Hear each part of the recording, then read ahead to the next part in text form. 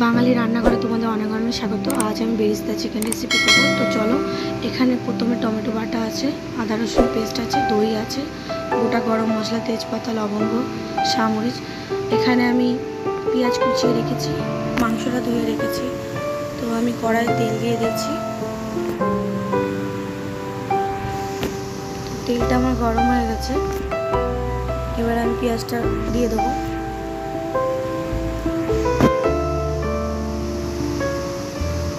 তো চলো, যতক্ষণ পেঁয়াজটা ভাজা হচ্ছে ততক্ষণ আমি ম্যারিনেট করে নিই মাংসটা। তো আমি টক দই 2 চামচ দিলাম এখানে, আর এখানে টমেটো বাটা দিয়ে দিলাম পুরো। এখানে আমি 2টো টমেটো পেস্ট করে রেখেছি, শুকনো লঙ্কা দিয়ে পেস্ট করেছি টমেটোটা।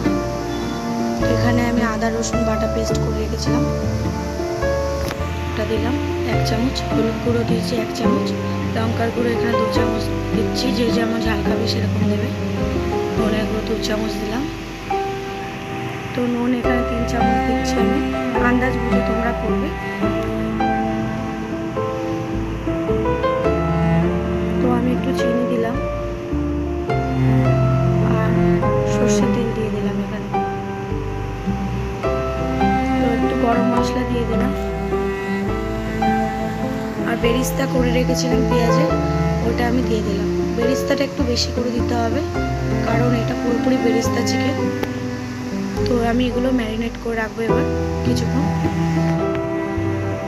তো দেখো, আমি এবার করবো, ম্যারিনেট হয়ে গেছে। তো আমি গোটা গরম মশলাগুলো দিয়ে দিচ্ছি। এবার আমি চিকেনগুলো দিয়ে দেবো।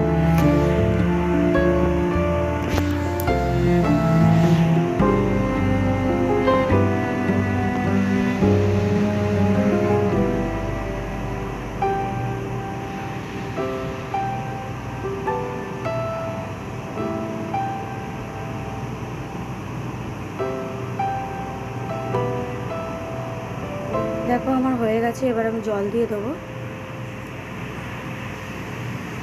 তোমরা আন্দাজ বুঝে জল দেবে। এটা আমি একটু অল্প গ্রেভি টাইপের রেখেছি।